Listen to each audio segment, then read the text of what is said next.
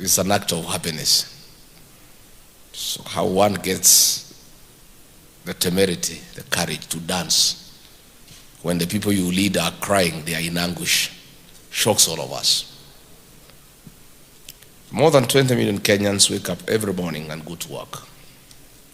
These great and patriotic Kenyans, for far too long, have remained unheard. Too many of them, a job does not mean a decent life. This is not born of any personal failure of their own, but the result of policy choices, a pure creation of a regime that cares not. The government and some labor unions like KOTU are busy creating 50 billionaires and 55 million poor Kenyans in a spat of 3.5 years. If you remember the late J.M. Kariuki, who was assassinated on the 2nd of March 1975, he talked of a country of 10 millionaires and 10 million beggars. 50 years down the line, we now have 50 billionaires and 55 million poor Kenyans and 1 trillionaire. You know him. Patriotic Kenyans, dear workers of Kenya, it is painfully worrying when about 500,000 teachers cannot access medical care and the functionless SHA forced through their nose. A demotivated teacher is disastrous to the quality of learning in our schools. Who is speaking for the teachers? Where are the unions? Where is NAT? Where is Kupet? They are silent.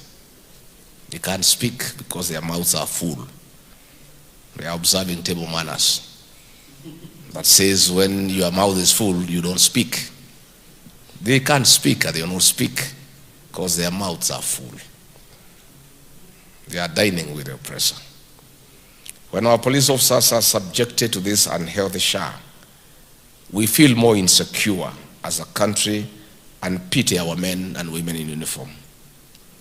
Who is speaking for our men and women in uniform? When Gikomba, Githurai, Karioko, Kongea, Huruma, Lubao, or Lodwar markets go up in flames or die under heavy taxation, or a driver is deactivated from an Uber or a boat platform without recourse, it is their entire households that pay the price. Their families suffer irreparable pain. About 4 out of every 5 workers and they are living in the informal economy. Informal workers in Kenya remain marginally excluded from the national planning, socially unprotected, and functionally exploited. Who hears the plight of Mama Fua, who most of the time is overworked and underpaid? Despite the 938,000 posts across government ministries, parastatals and county governments, the public wage bill takes up roughly 35% of the national revenue. Yet, despite this, too many households still struggle to pay rent, buy medicine, keep children in school, and plan for their future. The question is why?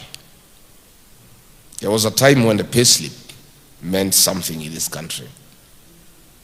It held the dignity of the Kenyan, of the working Kenyan.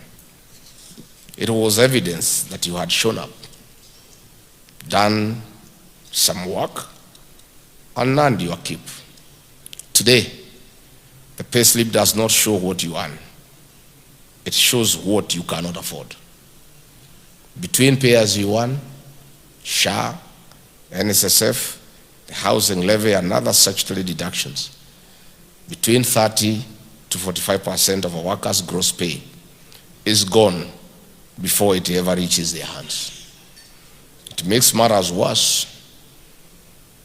Were it not for the public outcry in the run-up to the 10th August 2027 elections, William Ruto intended to introduce the National Infrastructure Fund levy. This would have seen deductions on the workers' pay slips rise up to 50% of their hard-earned pay. It is a matter he plans to revisit in the unfortunate event he secures a second term. Workers be forewarned. With a mutilated payslip by William Ruto, the Kenyan worker has been denied spending power in a historic high. No wonder the economy of our nation has dipped from 7.6% growth in 2021 to the current 4.6%. Numbers do not lie. I'm aware William Ruto is disputing these figures that have been released by a department in his own government. A department in his own government has released figures telling the people of Kenya how the economy is performing. And he is saying those numbers are a lie. I'm told that the guy in charge of that department will soon face the sack for daring to tell the people of Kenya the truth. Hata mkisima stima tutaendelea tu.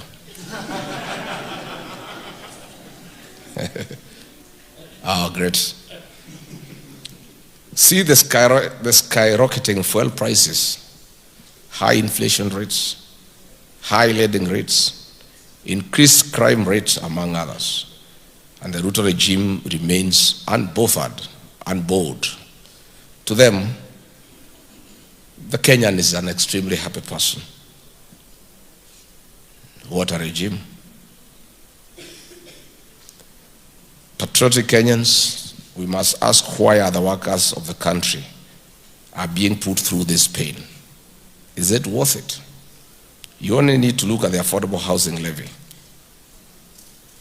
Some are calling it the avoidable housing levy. And I think we need to, next year, to shift from affordable housing levy to avoidable. Look at the affordable housing levy to see that the government is taking from its citizens without giving them what they promised.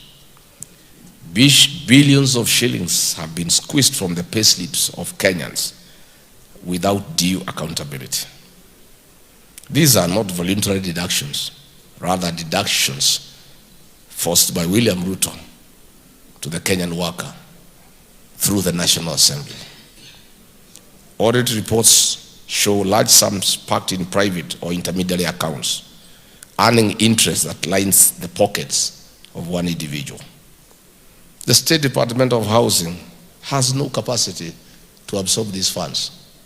It's too much money that has been taken from workers forcibly, and the State Department has no capacity to absorb those funds.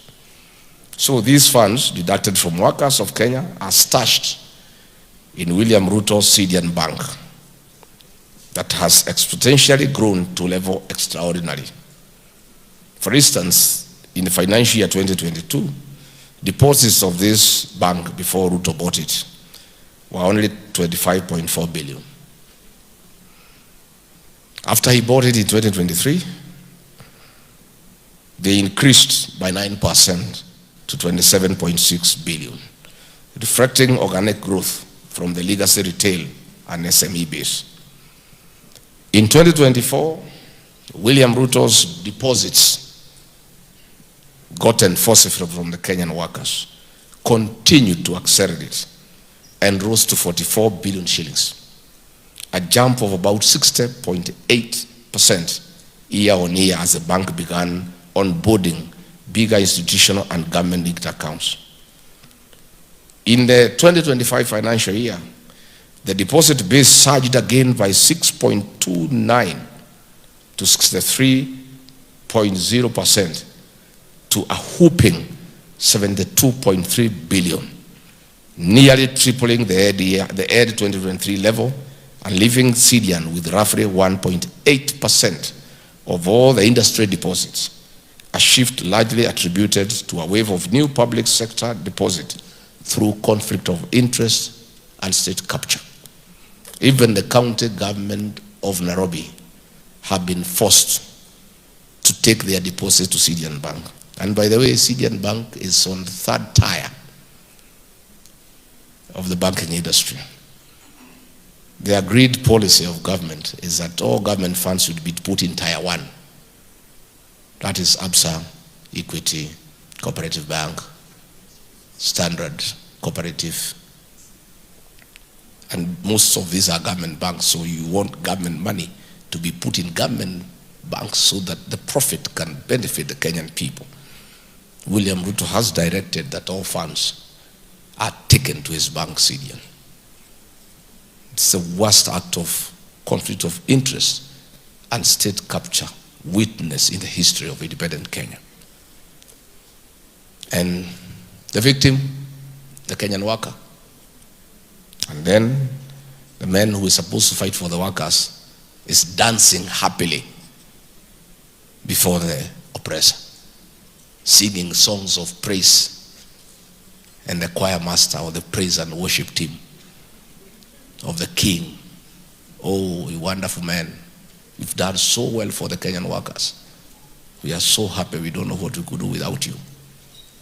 Never mind, you have deducted everything from us, we still love you. You are the best president ever, and you must get another term.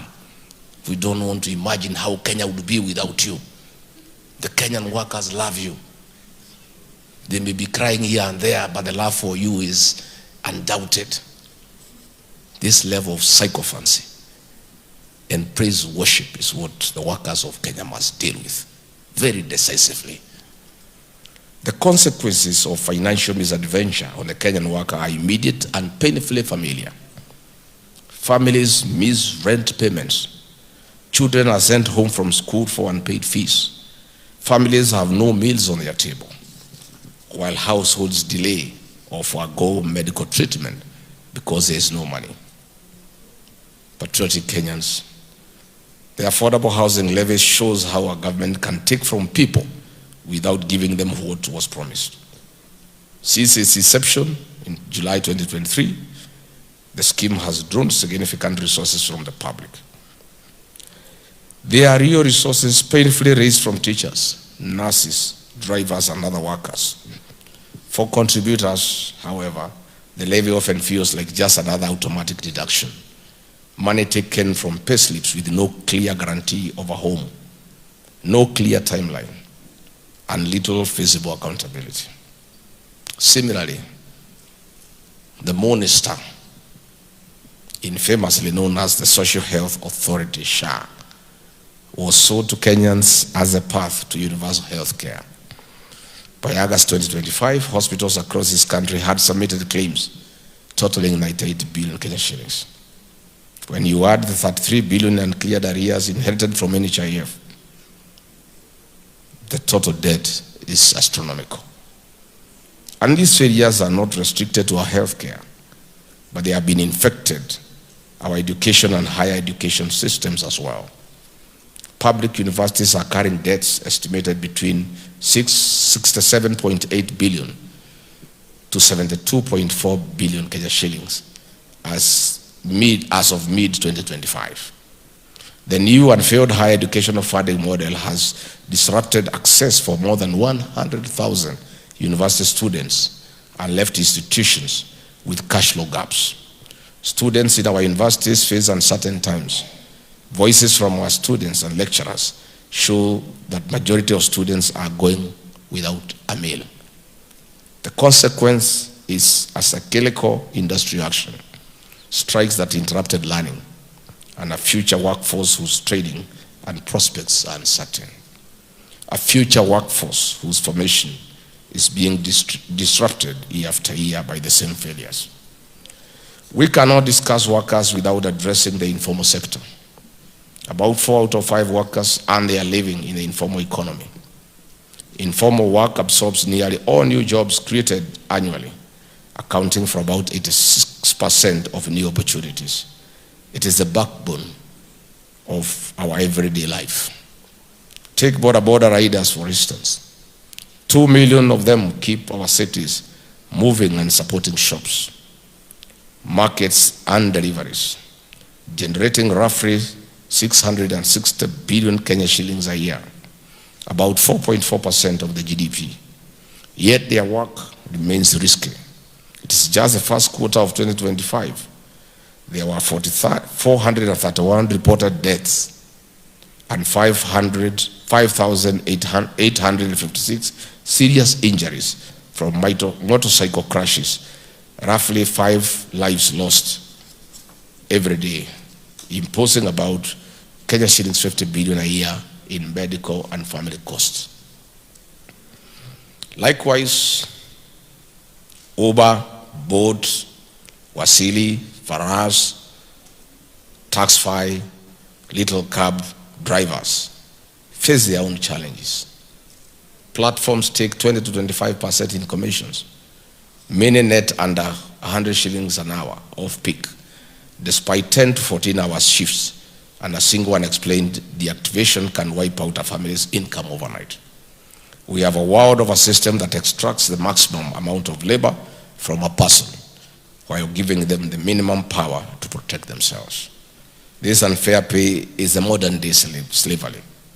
This is a system that causes children to miss school, workers failing to afford treatment, and families failing into debt. There must be justice for UP workers. For instance, Uber alone has reported over 130,000 drivers in Nairobi and more than 1 billion riders annually, underscoring the density and economic importance of the platform ecosystem within a single metropolitan area. Our private sector is under pressure too. Small and medium enterprise remains fragile. For instance, the private security industry, which employs more than 1.3 million guards through the 789 licensed security firms, face structural risks from proposals to substitute their services with National Youth Service personnel, a change that could displace thousands of workers and destabilize the entire sector without a clear transition plan. Patriotic Kenyans and workers, and there is labor migration, the job maju phenomenon. The government tells us that between 300 and 500 Kenyans leave Kenya each week seeking work abroad. That is 15,600, 26,000 annually. Of course, you all know it's a lie. That kind of movement at the airport would have been noticed by everybody. This is another mirage. This is driven by a youth unemployment rate of 35% and a domestic economy that cannot absorb nearly 1 million new entrants each year. But what jobs do they go to do in these countries? The Kenyan workers in the Middle East are going through modern day slavery.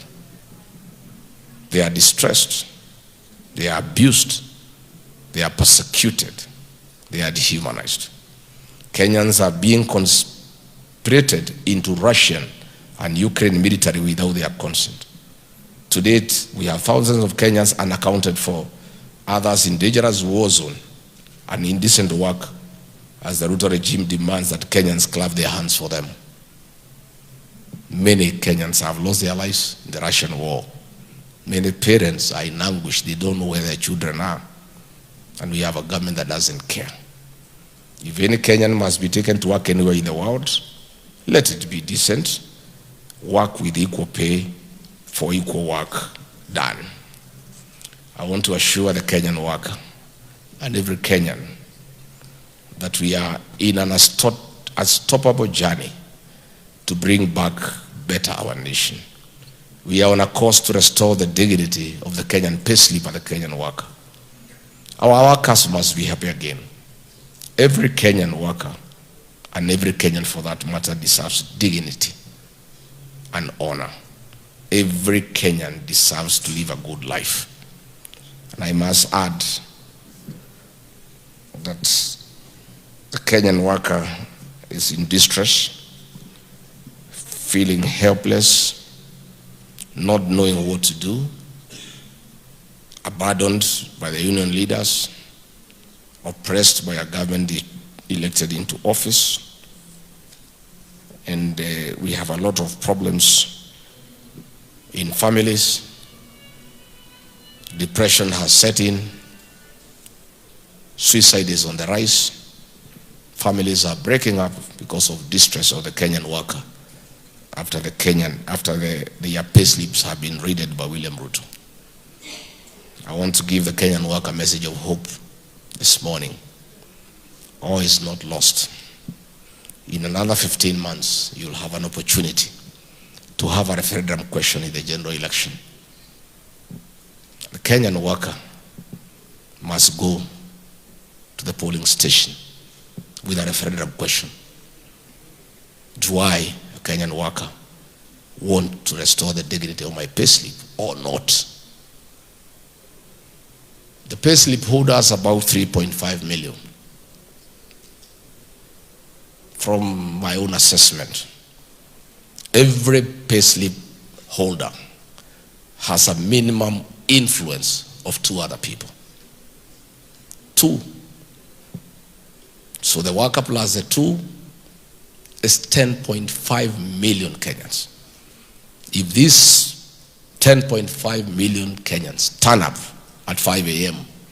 on 10th of August 2027, without many other questions, just having one question and make the election a referendum for the Kenyan worker, and go to the ballot and ask, do I want to restore the dignity of my payslip, or do I want the oppressor to continue raiding my payslip and subjecting me to poverty and humiliation? The election will be over. 10.5 million Kenyans who turns up with a personal agenda, not ethnicity, not ideology, nothing, personal. This man has raided my payslip. I need to get rid of him and get somebody else who can restore the dignity of my payslip. I want to tell the Kenyan workers this morning that the fate of your payslip rests squarely in your hands. You will have an opportunity next year to participate in reclaiming the dignity of your payslip. I want to ask all Kenyan workers, all payslip holders, to ensure they have registered as a voter and they have influenced and persuaded 2 others to do the same. The 10.5 million payslip holders and their friends and relatives will join the rest of Kenyans, not just restoring the dignity of the payslip, but also restoring the Kenyan nation, creating good governance where there is accountability and transparency. So the ball is in the court of the Kenyan worker. You cannot continue crying as if you are helpless. You are not. Much as you are suffering indignity, much as you feel suffocated, you have a chance in another 14, 15 months to be an active participant in deciding your own fate and how you want to be governed and how you want your payslip to look like. Secondly, the people entrusted to speak for the Kenyan workers have abandoned them. The Atwolis of this world are a disgrace to the Kenyan worker.